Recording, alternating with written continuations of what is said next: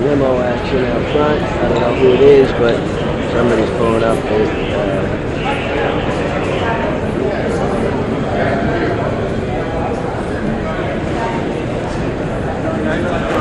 At the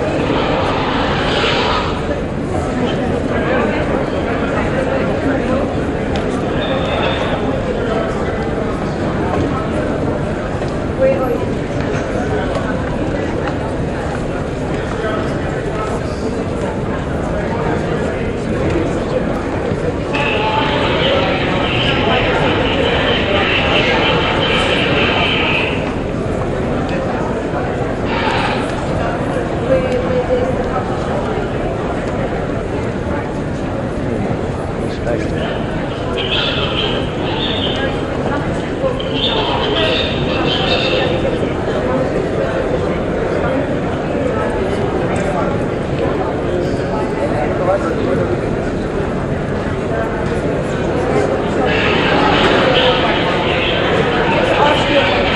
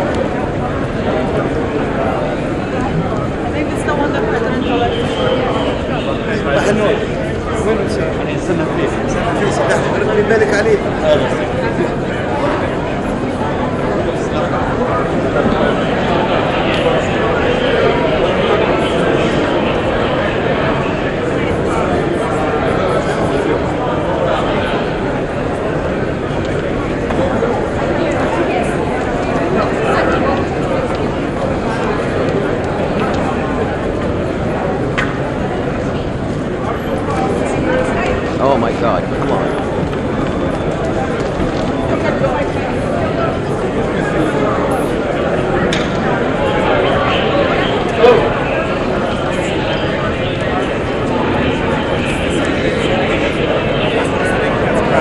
Aber ich habe ja auch gesagt,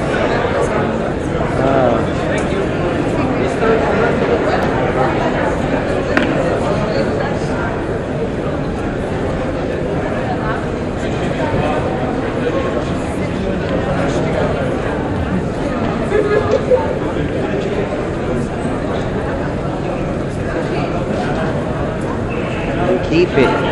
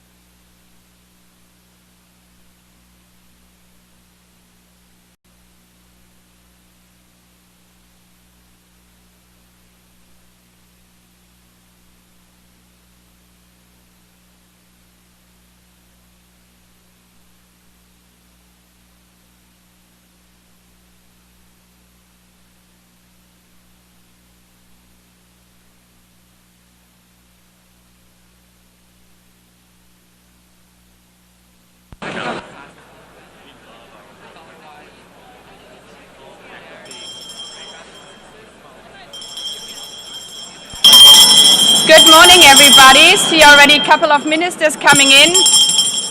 Please have a seat, dear colleagues. We have to start on time. Please have a seat right now.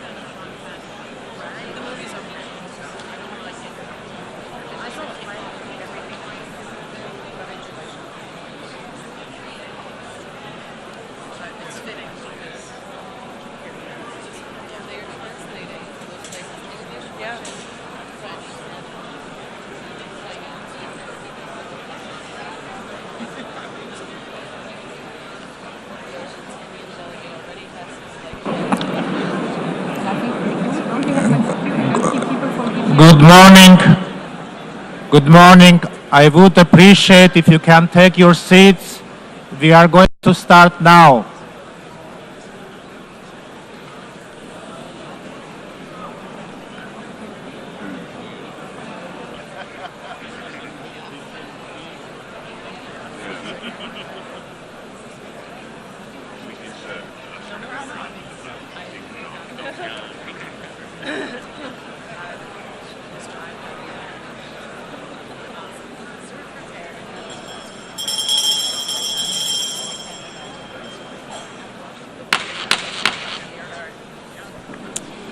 Good morning, everybody, and please have a seat. If I could ask for everybody's attention and finding a seat. I call to order the high-level plenary meeting to commemorate the 80th anniversary of the establishment of the United Nations. I would kindly ask all delegations to take a seat and keep silent. On the left side of the room, could you please, also on the blue seats, on the left side, please take a seat. I call to order the high-level plenary meeting to commemorate the 80th anniversary of the establishment of the United Nations. I would like to warmly welcome all of you to this milestone anniversary of our United Nations. Now, when everybody has found a seat, and in respect to the performance we are hearing right now, I now invite the artists to take their position on the stage. I would like to welcome the Met Chorus artists, accompanied by pianist Mr. Howard Watkins, together with the Sing for Hope youth choirs, under the direction of Mr. Tillman Michael. They will be performing this morning the commemoration of the 80th anniversary of the establishment of the United Nations. I now invite delegations to sit down, enjoy and listen to the musical performance.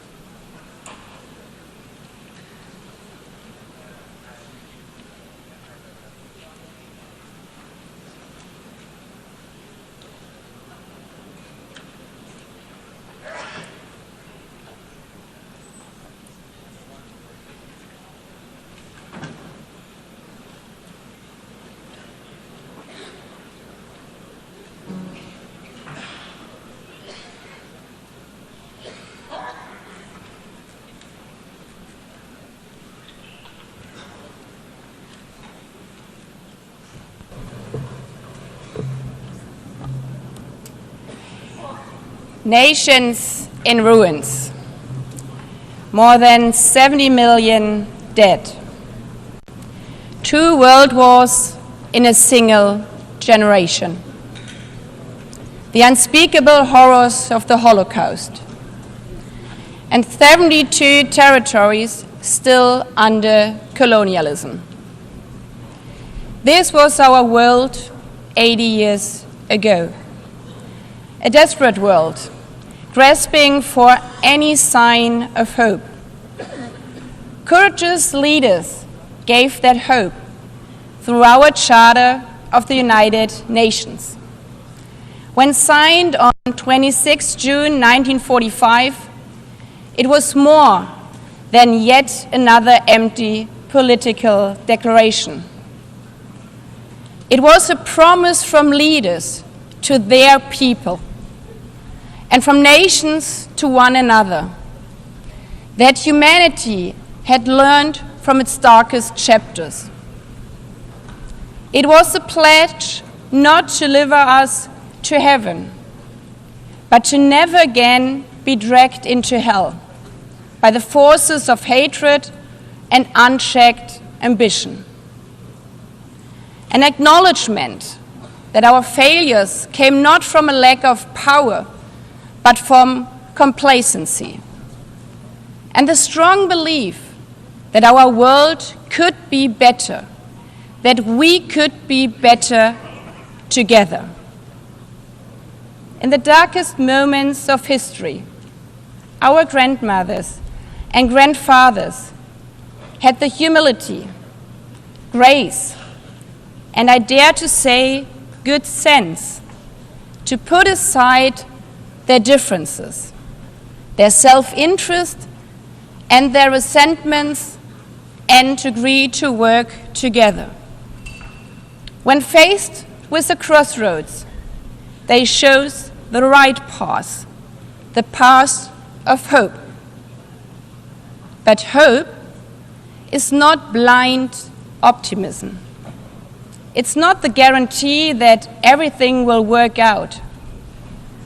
It's a deep belief that we are doing the right thing, regardless of whether we succeed. Today, the hours indeed feel dark once again. We stand at a similar crossroads. We see children without parents searching for food in the ruins of Gaza, the ongoing war in Ukraine, sexual violence in Sudan, gangs terrorizing people in Haiti, unfiltered hatred online, and floods and droughts all over the world. Is this a world envisioned in our charter? Do we really need to relearn the hard lessons? Today is not about celebrating. It's about remembering those hard lessons and drawing on the courage to once again agree, to find hope instead of resignation, to find the spirit from 80 years ago once again, to choose the right path, not because of any guarantee, but because of the conviction that it's the right thing to do. Mr. Secretary General, Excellencies, Heads of States, ladies and gentlemen, allow me to thank the artists, especially the young artists, for their wonderful performance, which have set the tone for our event. Today, as we mark 80 years of our United Nations, we are once again standing at a crossroads. We cannot take the easy path and simply give up. We have to choose the right path to show the world that we can be better together. Not because the last 80 years were perfect, not because for 80 years, because we have tried. For 80 years, this building has stood as a monument to our shared hopes for a better future. Yes, we have disagreed, we have struggled, but we have also triumphed. For 80 years, this institution has driven progress on sustainable development, peace and security, and human rights. Today's commemoration is not the story of an institution. It's a story of thousands, perhaps hundreds of thousands of people who tried to turn hope in something real. The people who stood between war and peace and chose peace. The people who are risking their lives to deliver food in Gaza. The people who are supplying education materials to girls in Afghanistan. The people who not only wear the symbol of the United Nations, but are out there on the ground, showing how we are better together. This is why this is the theme of this 80th session, better together. It's more than a hot motto, it's a hard-won truth. It's our commitment for the next 80 years.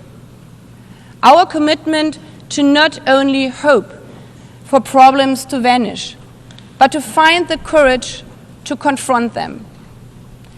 Better together means to act where action is hard, to choose dialogue and diplomacy when division is easier. Hope at this 80th anniversary means that this session is not remembered not only for its milestone year, but as a moment when we called on extraordinary resolve equal to the extraordinary challenges we face.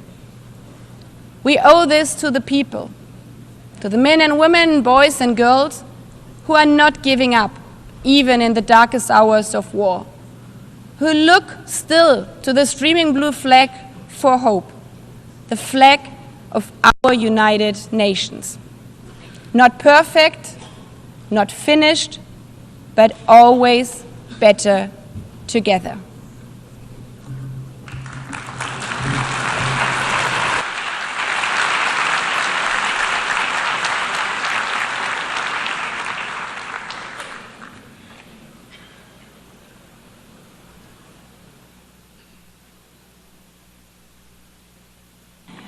I now invite delegations to view a short film on the occasion of the 80th anniversary of the establishment of the United Nations entitled Better Together.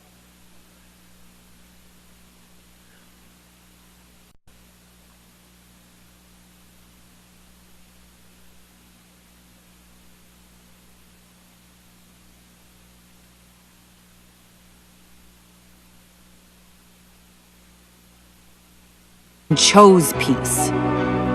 People who said, dignity cannot be broken. People who carried food on their backs, who rebuilt schools, who gave shelter to strangers. People who stood for the earth before it was too late. And the people who will carry it forward. The young, the unheard, the unstoppable. For 80 years, this has been and will be the work of humanity.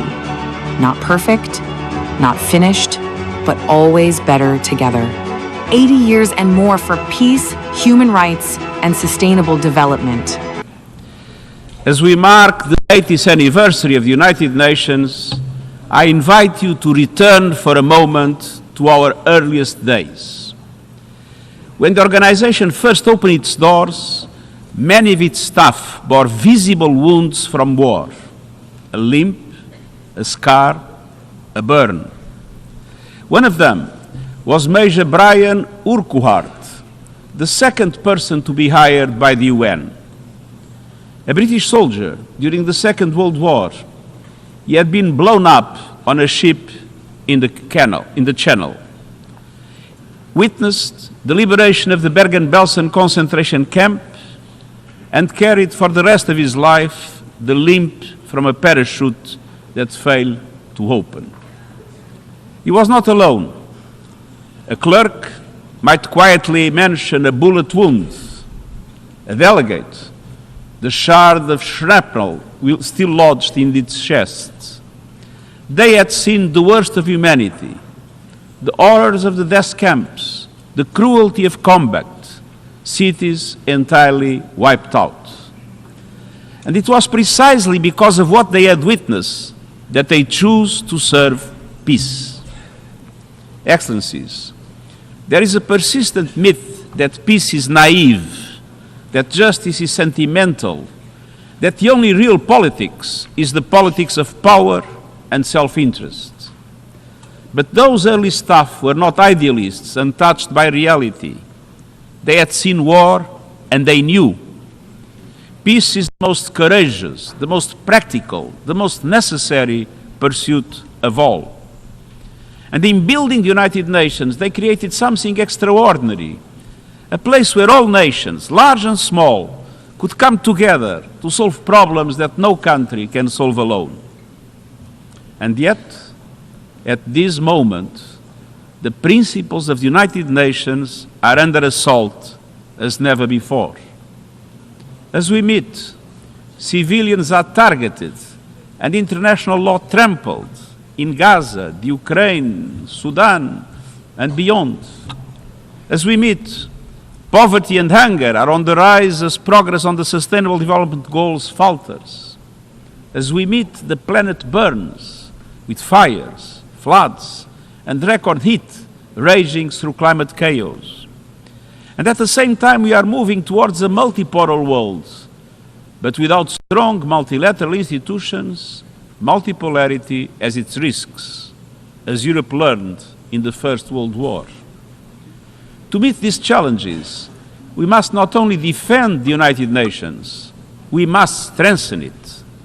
And that is the purpose of Agenda 2030, the Pact for the Future, and the UN80 initiative, to renew the foundations of international cooperation and to ensure that we can deliver for people everywhere. Excellences, au fil des années, notre organisation a ouvert la voie à certains des plus grands triomphes de l'humanité. L'éradication de la variole, la régénération de la couche d'ozone, et par-dessus tout, la prévention d'une troisième guerre mondiale. Les défis des 80 prochaines années seront à la fois familiers et inédits. La lutte contre la guerre et la pauvreté se poursuivra. Mais il faudra également faire face au chaos climatique, aux technologies incontrôlées, à la militarisation de l'espace et à des crises encore inimaginables. Pour relever ces défis, souvenons-nous de ce que nos fondateurs savaient déjà. La seule voie possible, c'est celle de l'unité. Soyons à l'auteur de ce moment avec lucidité, courage et conviction et réalisons la promesse de la paix. Je vous remercie.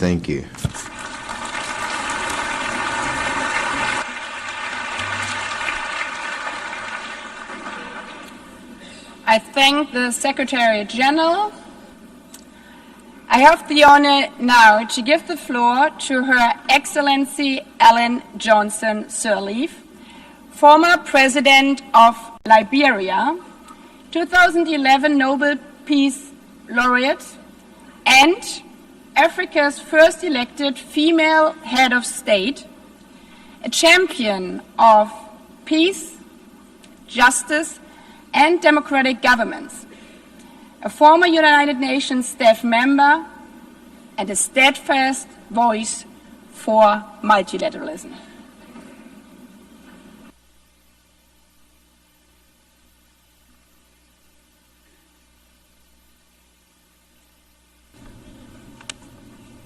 Excellencies, Madam President of the General Assembly,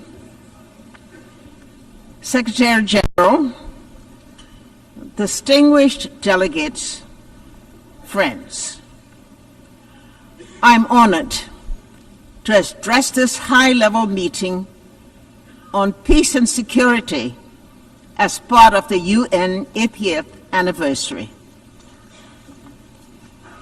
80 years after the founding, we must recommit to the Charter, to our common security, to the belief that nations can choose dialogue over destruction. We begin in Africa, our shared cradle of resilience and hope, where democracy is weakening, where fractures across borders from Sudan to the Sahel to the Great Lakes strain our regional architecture. Yet, across Africa, communities stand up to extreme violence. Regional bodies mediate transitions, and women's groups negotiate truces when the state is distant and humanity is near. We have learned hard lessons. Prevention costs less than reconstruction. Reconciliation is a process, not an event. Peace agreements require institutions and citizens to be real.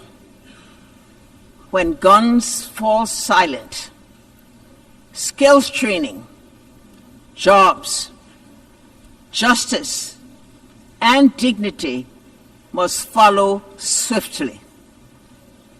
Liberia's story illustrates UN-led progress and success. The largest peacekeeping force joined Africa's forces to disarm fighters, support elections, reform security institutions, and create space for reconciliation and growth. India's all-female formed police unit strengthened protection and public trust. The mission ended with Liberia standing on its own feet, out of war, into a fragile peace with accountability, inclusive dialogue, and economic opportunity for young people.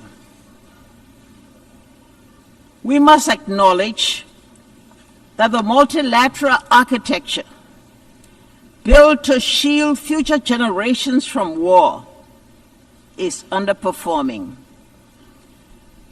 That global leadership lacks a unified effort to respond to a technological enabled world. Commemoration without candor is unaffordable. The world asks whether this House will protect civilians and uphold international humanitarian law. These are not words of despair.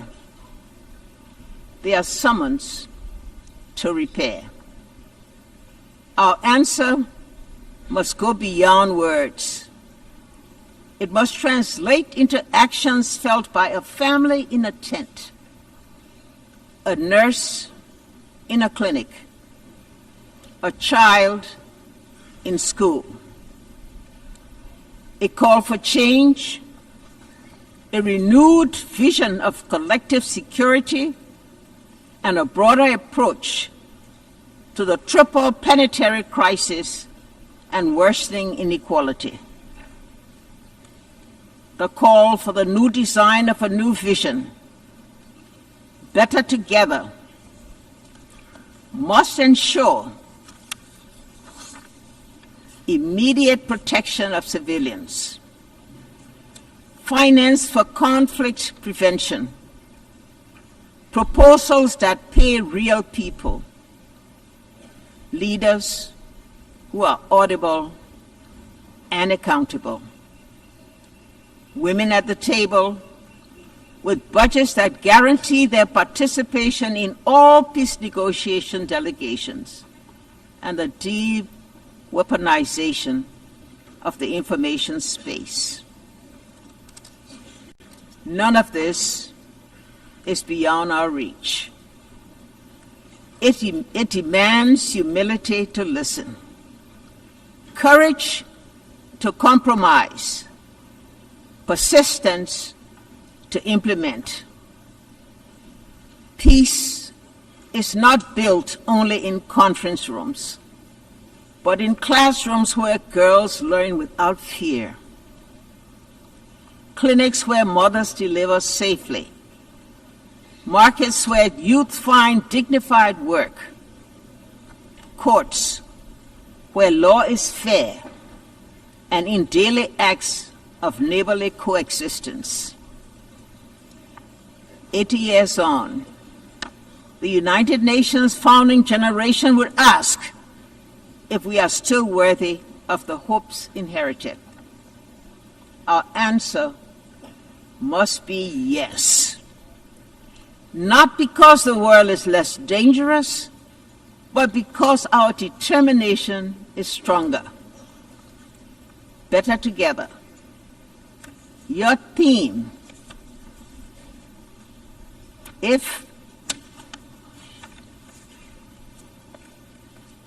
better together, your theme, it must be a strategy. Regional bodies and the UN working together. Civil society and governments co-designing solutions. Women and men sharing power equally. Truth and reconciliation traveling the same road. Let us leave this anniversary with concrete commitments, funded priorities, and a timetable for action. Show those in shelters, standing in the bread lines, and awaiting news of loved ones that the United Nations, as it celebrates its 80th year, remains a place of peace, a place of refuge, a place of unity, and a place of hope. I thank you.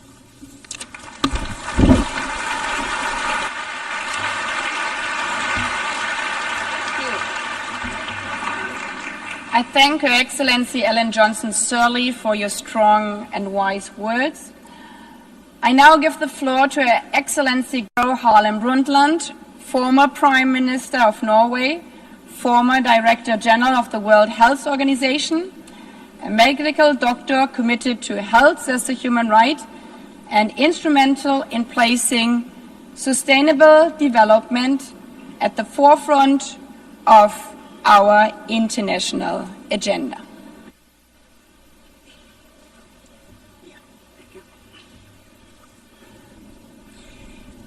Madam President, Secretary General, Excellencies, ladies and gentlemen, it is a great honor for me to address you marking the 80th anniversary of the United Nations.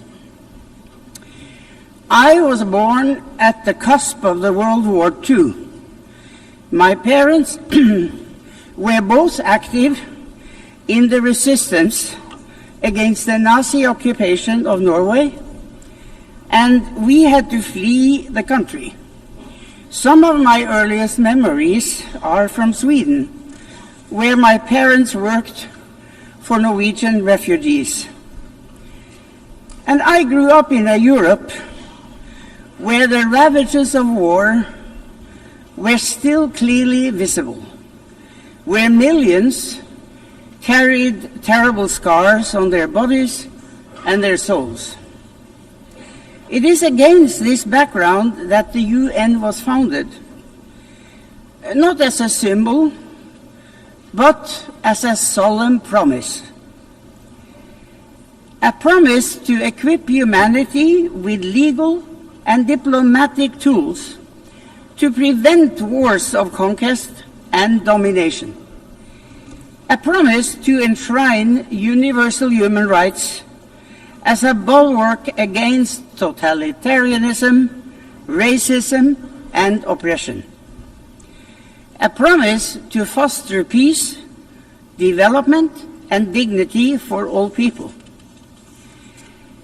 So, Madam President, let me highlight two areas where the UN has made an undeniable difference that also are part of particular importance to me personally.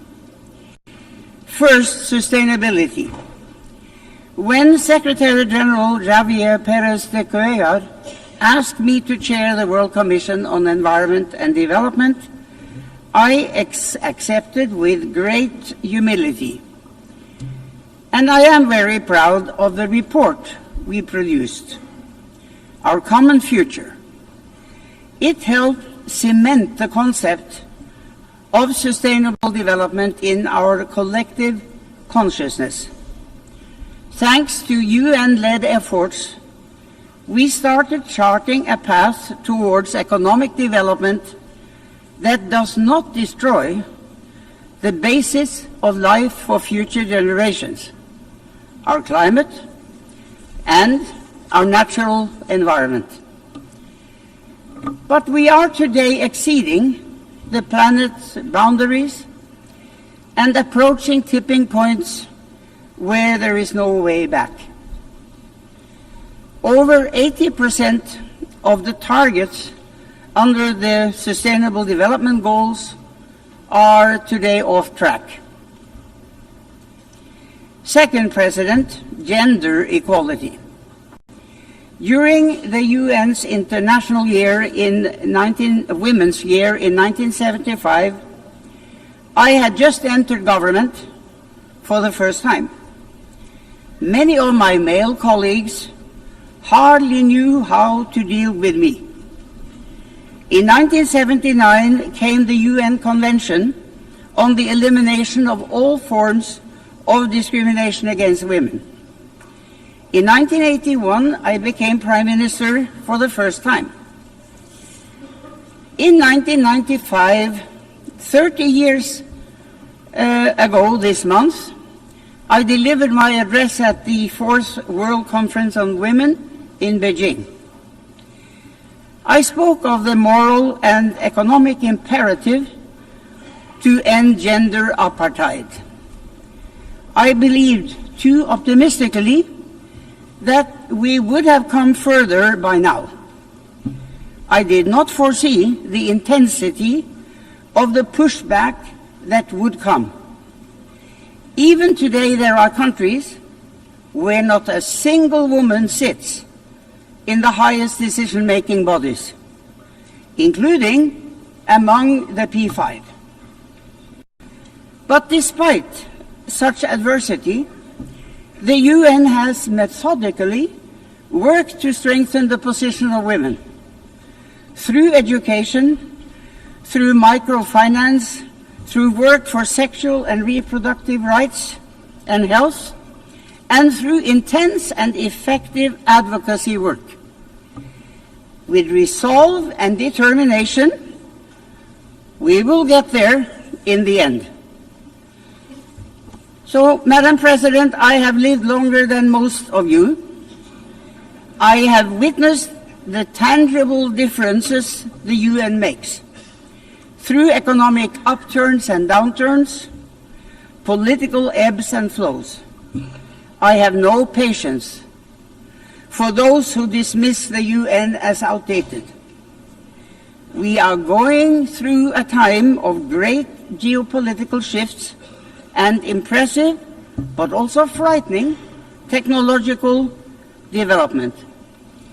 The UN as our common hub for getting the facts on the table, debating and deciding on solutions, and acting is more important than ever.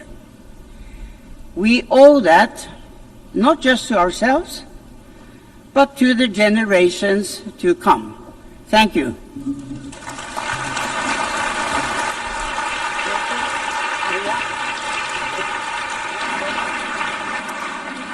I thank Her Excellency Gro Harlem Brundtland for her blunt and powerful words. I have the honor now to give the floor to Ms. Maria Ressa, 2021 Nobel Peace Prize laureate, award-winning journalist, professor at Columbia University, co-founder of Rappler online news site, and a fearless defender of freedom of expression in the face of constant political harassment and arrests.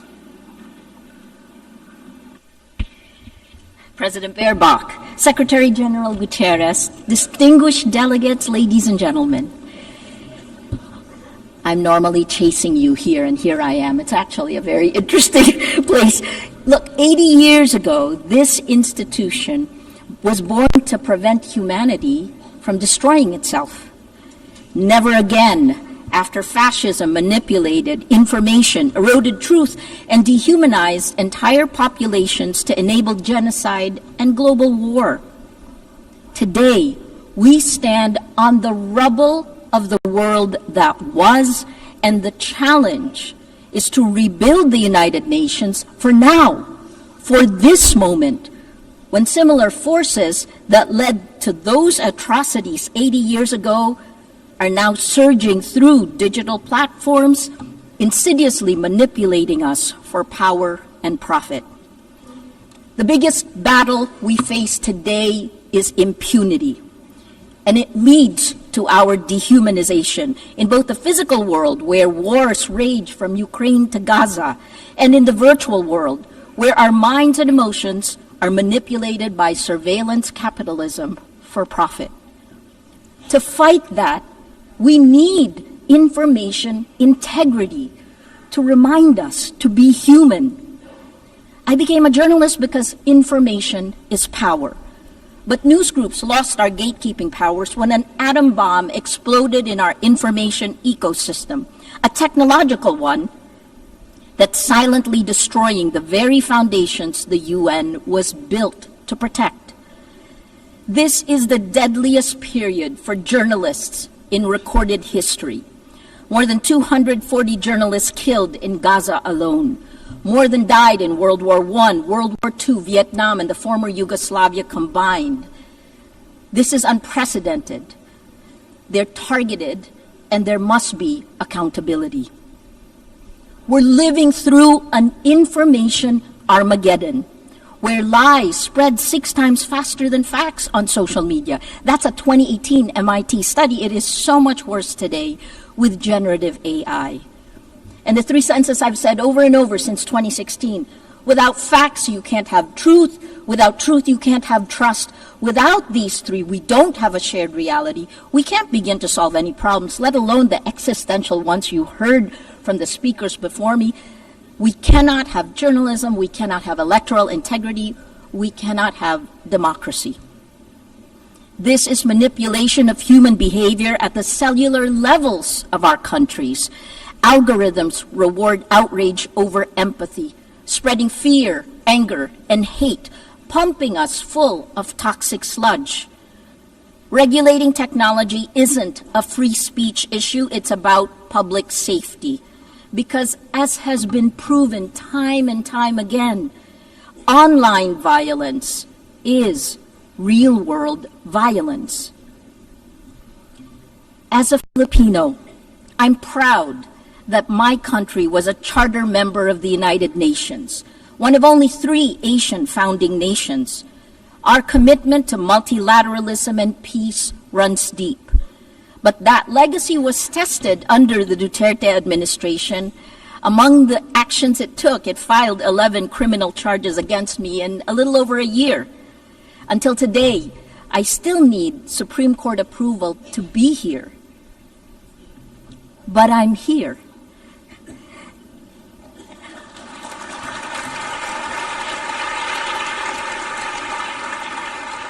And my former president, well, he was arrested in March for alleged crimes against humanity and is detained at The Hague waiting for trial. Impunity ends. The rule of law, championed now by the Philippines as it chairs the 6th Committee on Legal Questions, ultimately prevailed. We moved to it. The trends are clear. We are electing illiberal leaders democratically. As of March this year, VDEM said that 72% of the world is now under authoritarian rule. So we turn to you at the UN. It has its critics because you have to move faster. Security Council votes paralyze action on major crises. Outdated representation excludes rising powers. Bureaucratic processes respond too slowly to urgent threats. But as you know, the solution isn't to abandon multilateralism, it's to strengthen it by addressing the very impunity that undermines international law. At this time of creative destruction, I implore you to create. Here are 3 solutions. First, end big tech impunity through global accountability. We need binding standards for international to restore and regulate information integrity, just as we have for nuclear weapons and climate change. There are 2 new initiatives, first from the Vatican, created last weekend with His Holiness Pope Leo XIV, a declaration demanding artificial intelligence remain under human control with clear accountability mechanisms. The second one will be launched later today, a global call for AI red lines, which more than 200 of us have signed. We urge your governments to establish clear international boundaries to prevent universally unacceptable risks for AI, at the very least define what AI should never be allowed to do. Second, build alternative infrastructures for trust. It isn't just big tech that failed to protect the public in the virtual world, it's also you, the governments. At Rappler, we built a chat app using open source protocols. Countries that care about data privacy, France, Germany, all their government websites are on the Matrix protocol. It allows real people to talk to real people without manipulation. The vision is a global federation of trusted news organizations, because this is how journalism will survive and how we begin to build infrastructures of trust. Finally, the third one. Create. That's our word today. Invest in comprehensive solutions. Let your imagination run. 3 examples that's happening now. More than 3/4 of UN members now recognize Palestinian statehood, showing that international law can advance despite impunity.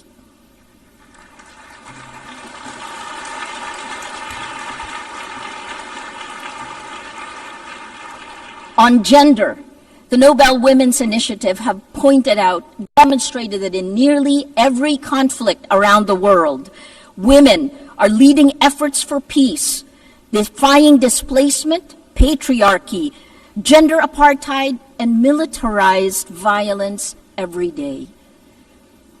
And finally, on Wednesday, Demokrasya Siempre, 20 nations will pledge to strengthen democratic institutions and fight for information integrity. More than 40 Nobel laureates we have gathered together to support this multilateral initiative led by the Global South. Information integrity is the mother of all battles. Win this, and we can win the rest. Lose this, and we lose everything. Please choose courage over comfort, facts over fiction, hope over fear.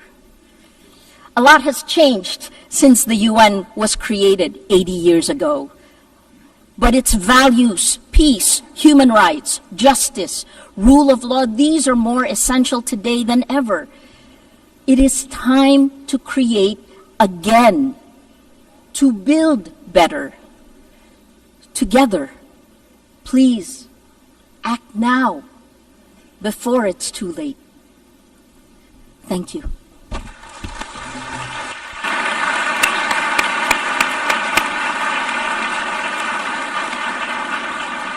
I thank Maria Ressa also for her very powerful words. I now invite Ms. Mariam Burka, United Nations Global Advocate for Peace and youth leader, whose work bridges art, activism, championing women's rights, youth empowerment, and peace building to recite a poem.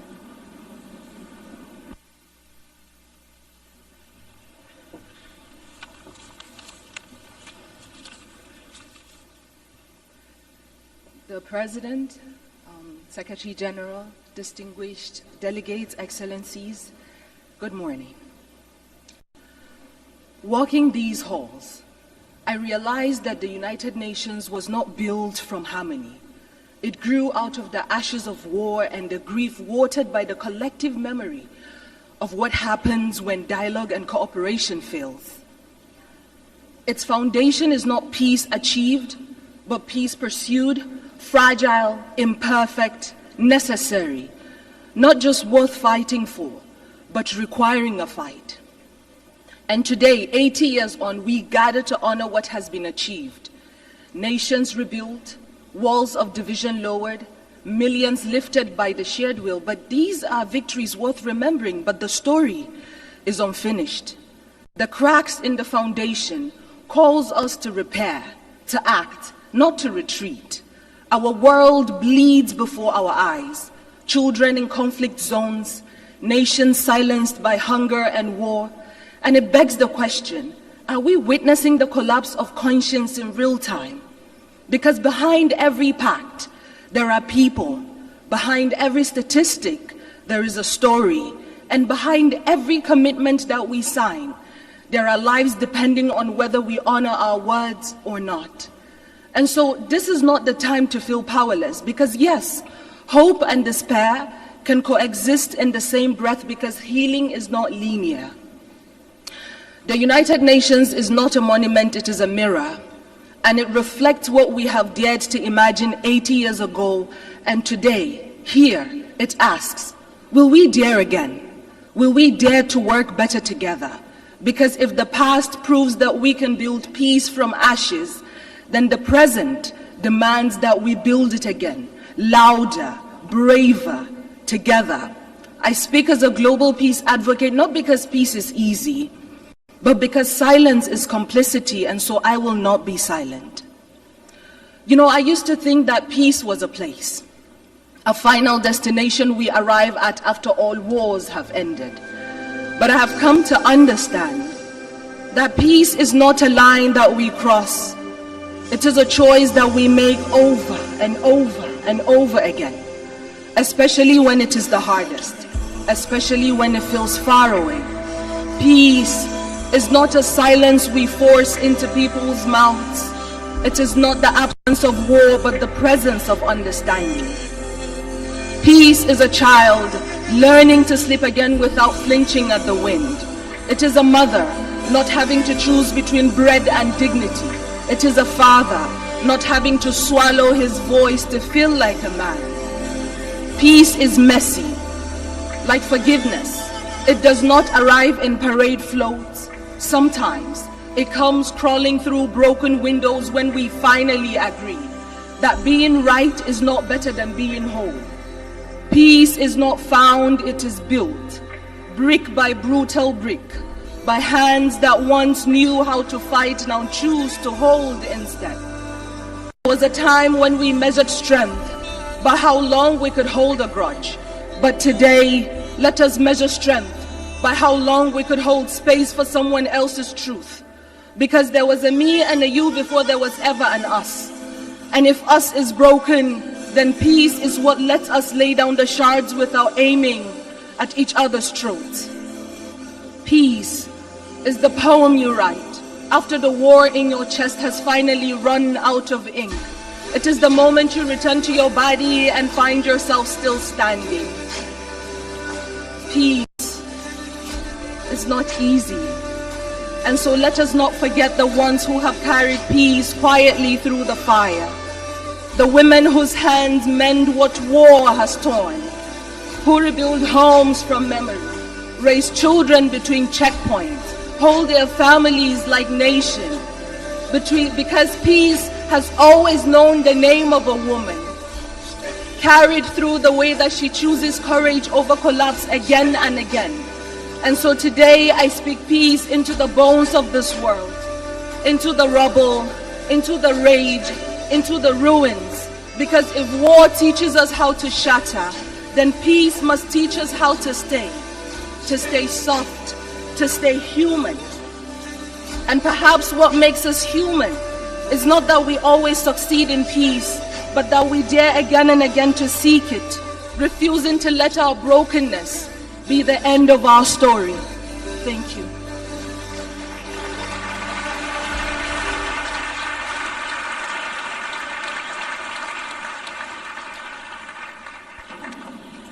I thank Ms. Burkhan, and as we conclude and after listening to this beautiful poem, let me emphasize again, peace is only a word and better together is only a slogan until we embrace it. So I invite you to embrace and live up to be better together over this 80th session.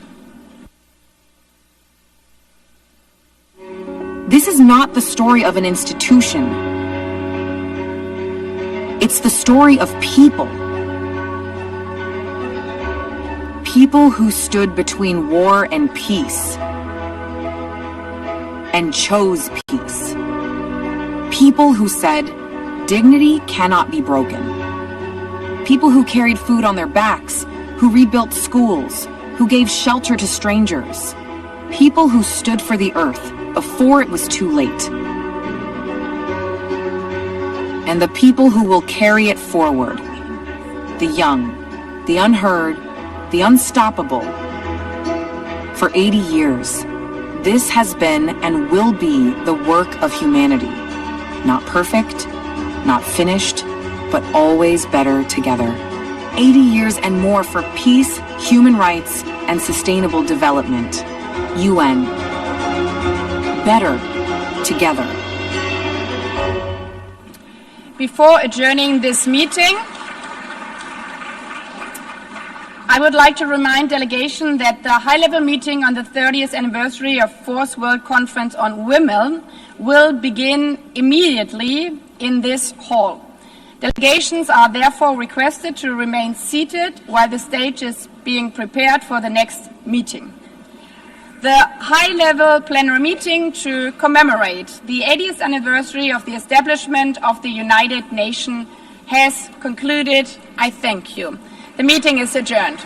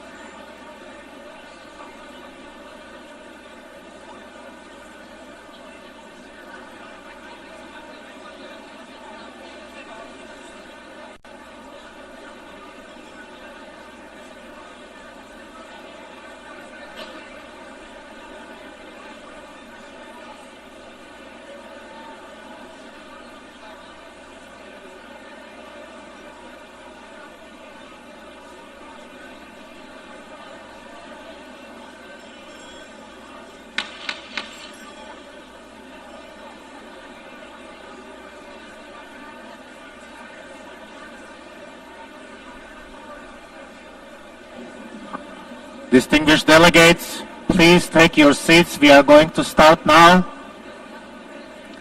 Please take your seats.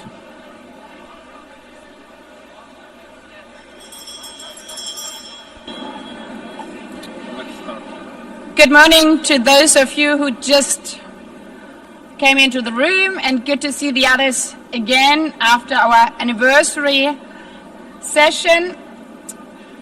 The high-level meeting of the General Assembly on the 30th anniversary of the First World Conference on Women is called to order.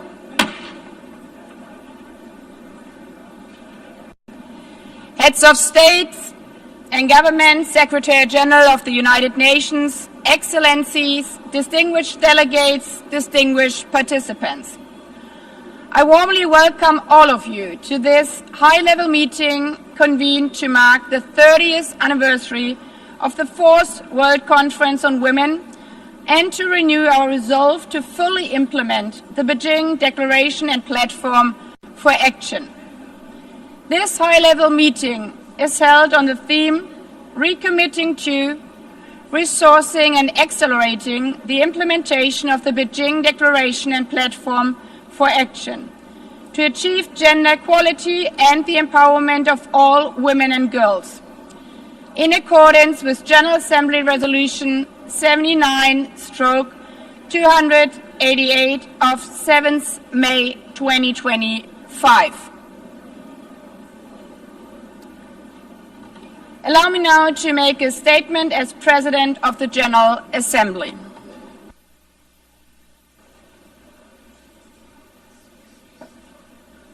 Please take your seats, distinguished delegates.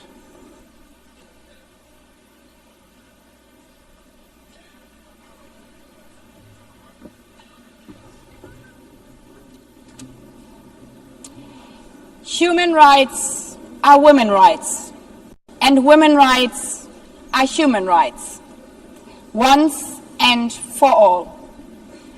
When these famous words were spoken by Hillary Clinton 30 years ago in Beijing, they were revolutionary. But if our daughters heard this today, wouldn't they rather think, why would women's rights not be human rights? Our daughters, who are the fastest sprinter in their high school, our daughters who are CEO of an AI startup, our daughters who have watched their mothers become the first female president of the Marshall Islands, of Namibia, North Macedonia, Peru, of Slovenia or Suriname. All presidents joining us here today. For so many of you, of us here in this room, we hold these positions that when we ourselves were young seemed unattainable, but are now almost normal for the next generation. Because we stand on the shoulders of giants, on the shoulders of women who paved the way forward also for us. Towards a world in which our daughters today regard women's rights, our human rights, as a simple fact, not as something revolutionary. Mr. Secretary General, Excellencies, feminist leaders, ladies and gentlemen, today we celebrate the courageous women who fought for every single phrase, for every single word in the Beijing Declaration. Their fight paid off. The Beijing Declaration was a watershed achievement advancing women's rights, resources, and representation. As Mama Mongella, how she was called, stated in 1995, a revolution has begun. There's no going back. Yet, 30 years later, the revolution remains unfinished. When the phrase "She runs like a girl" is hailed as an insult. When highly qualified CEOs are called diversity hires. When a female world leader is attacked on social media, not for the speech she gave, but for the wrong high heels she wore. That is when we remember how far we still have to go. There's no country in the world where women's rights are fully equal to men. And there are still too many places where even speaking about women's rights is a matter of life and death. Just weeks ago in Afghanistan, after the deadly earthquake, women and girls were left trapped in rubble as male rescuers were forbidden from touching them. As one survivor said, "Being a woman here means we are always the last to be seen." We see this also in Sudan, where the brutal civil war between two generals is literally being fought over women's bodies. I still have her voice in my ear when one mother told me, while I was sitting with her in a refugee camp, that she wishes that they all would have been simply killed, instead of having to see her daughters being raped over and over again. This year alone, demand for life-saving post-rape support in Sudan increased almost 4 times. And this is no exception. 1 in 3 women globally will experience sexual violence at some point in her lifetime. 1 out of 3. This is us. And these battles extend to family planning. UNFPA estimates that today a quarter of women are unable to make decisions about their own health care, and roughly half of all pregnancies are unintended. Delivering on Beijing, on this revolution, means also that no male politician, judge or religious leader should dare to tell our girls what to do with their bodies, because they are human beings, not property. It's our body, our choice. In this regard, I'm honored we are joined by our first guest speaker, Cecilia Suarez, who is using her platform to speak out against this scourge in Latin America and the Caribbean, affecting as many as 76% of women in the region. But even in the darkest hours, women are not victims. They are survivors. They are heroes. And it's an extreme honor that we will also hear from our guest speaker, Nadia Murad, Nobel laureate, a hero who not only survived the unthinkable crimes of ISIS, but gave Yazidi women a voice and by that defeated a terrorist organization. Women like Nadia Murad remind us that women's rights are not only human rights, but human rights are the best weapon for peace. Excluding women peace builders doesn't just reduce the possibility of peace, it undermines its very foundation and longevity. Therefore, we are celebrating today not only Beijing, but also 25 years of Resolution 1325 on women, peace and security. Excellencies, Beijing and Resolution 1325 promised not only rights, but also resources. And there, the revolution has barely begun. At the current rate, reaching economic equality will take 123 years.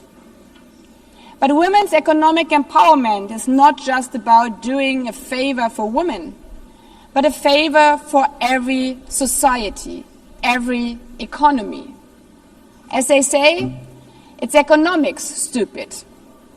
Closing the country's global GDP by $7 trillion US dollars. Which brings us to the third R, representation.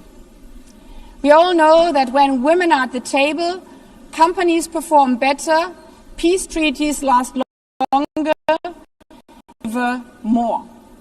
Their presence is power. Yet, in this hall of principles, last year, fewer than 10% of speakers during high-level week were women. And out of all 80 presidents of the General Assembly, I'm only the 5th woman. Not even speaking about the Secretary General, where in 80 years we have never had a female SG. This is not just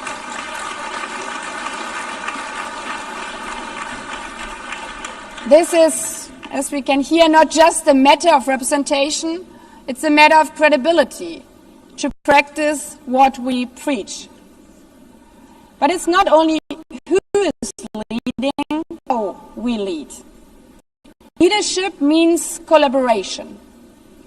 The theme of this all is better together.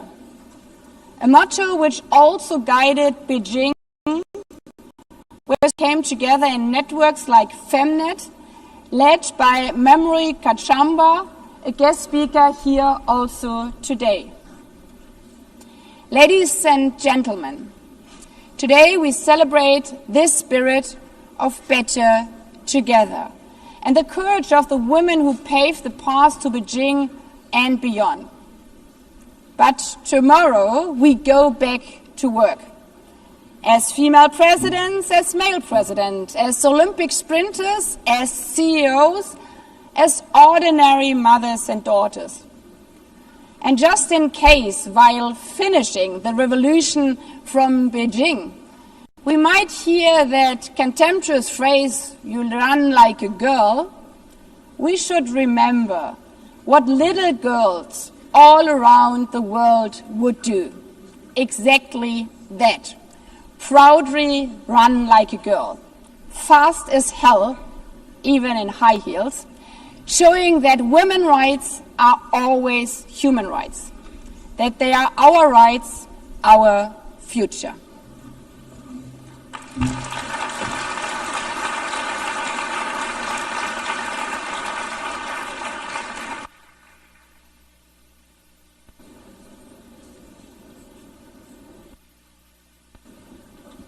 I now invite the Secretary General of the United Nations, His Excellency Antonio Guterres, to make a statement.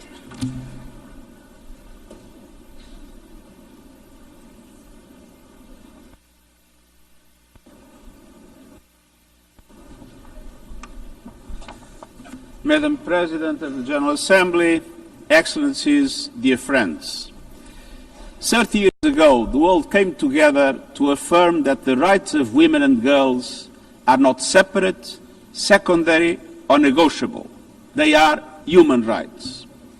The Beijing Declaration and Platform for Action is the most ambitious global political commitment on women's rights ever achieved.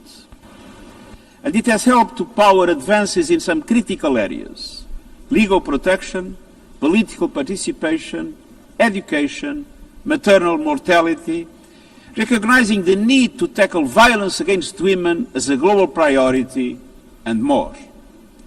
But progress has been slow and uneven, and no nation has achieved full equality for women and girls.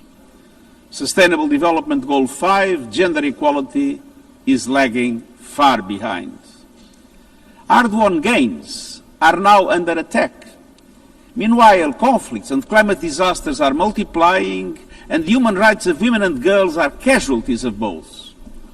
Cultural and structural barriers remain entrenched, and technology is spreading hate like a virus. A wave of misogyny is rolling across the world. Let us be clear.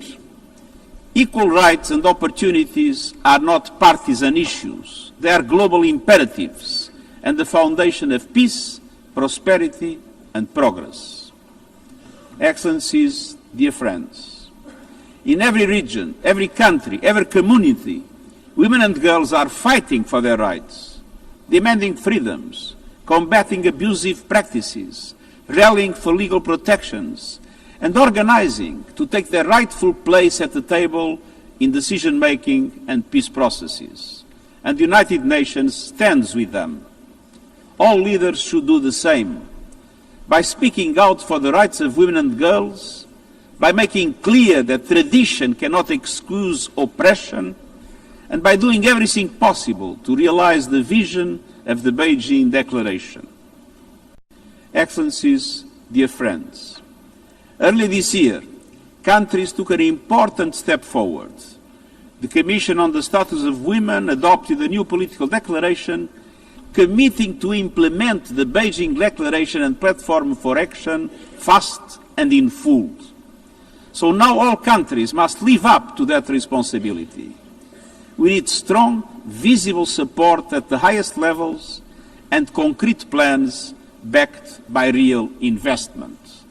To support women's organizations, services and solutions, to deliver the Beijing Plus 30 action agenda, to advance socio-economic empowerment, to defend women's rights, and to confront a challenge that was barely imagined 3 decades ago.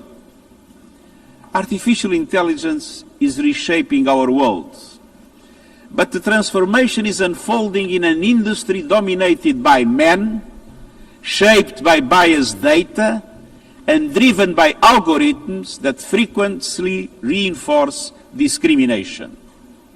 We must confront violence and online hate and ensure that technology serves equality, not exclusion.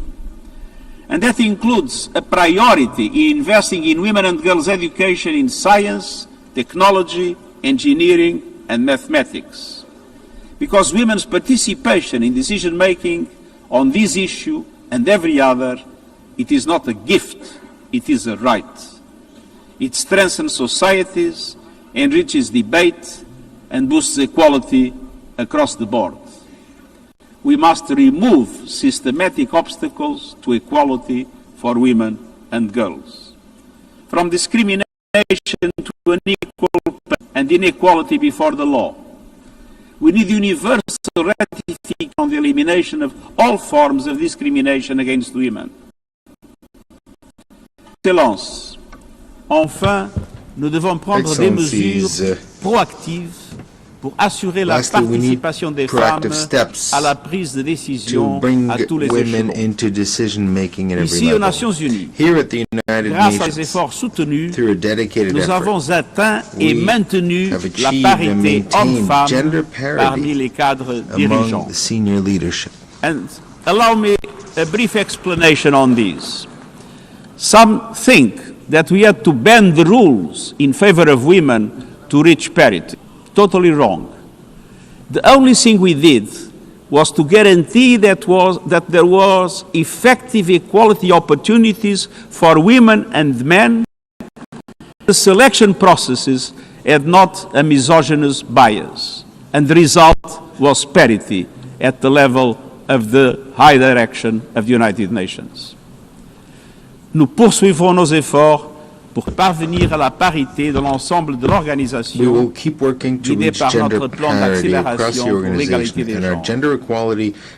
Excellence, il y a 80 ans, la Charte des Nations Unies affirmait l'égalité des droits entre les femmes et les hommes. Il y a 30 ans, la déclaration de Pékin consacrait les droits des femmes comme des droits humains. Aujourd'hui, dans cette enceinte, nous devons entendre comment nous comptons transformer ces ambitions en réalité. Faites entendre vos engagements, présentez vos plans.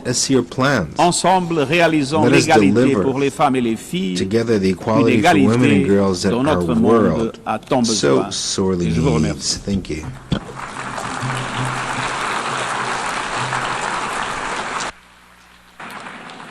I thank the Secretary General. I now invite Her Excellency Huang Shouwei, Deputy Head of the National Working Committee on Children and Women of the State Council of China, as host of the 4th World Conference on Women, to make a statement.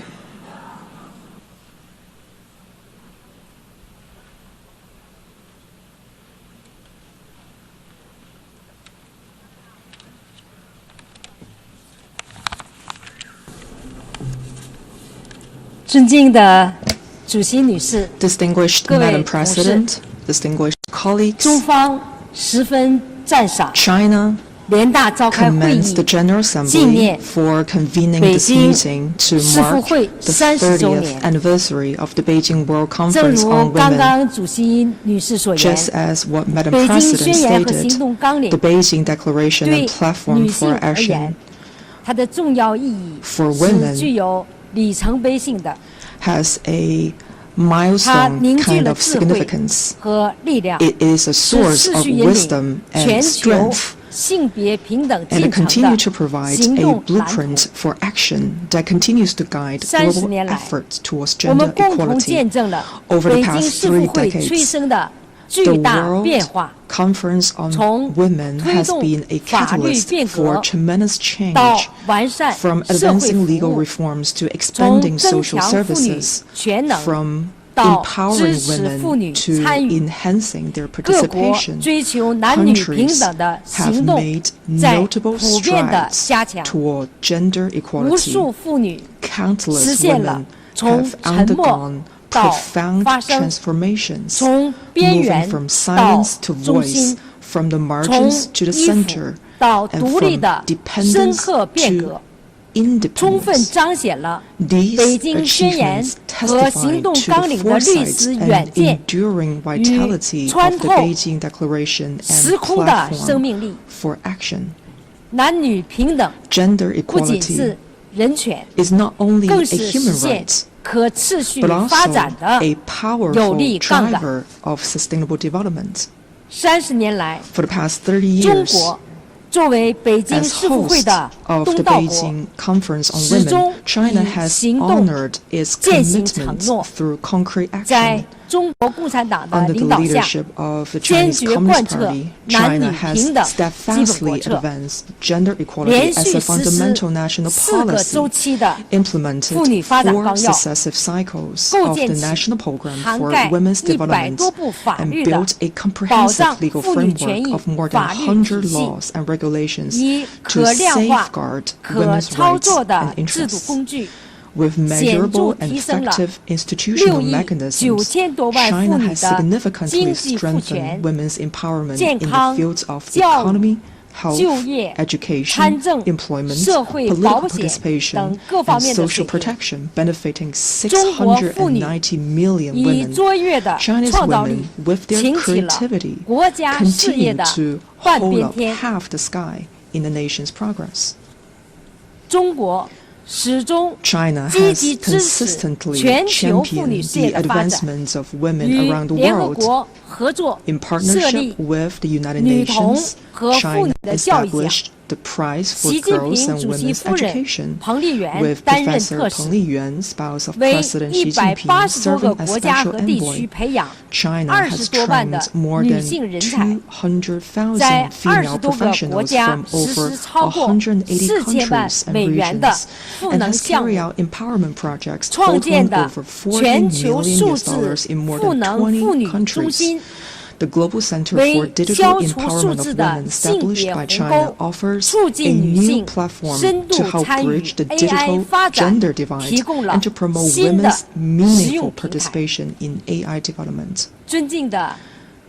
Distinguished Madam President, colleagues, at present, the century's profound transformation is accelerating, and the global governance stands at a critical crossroads. Nearly 10% of women remain trapped in extreme poverty.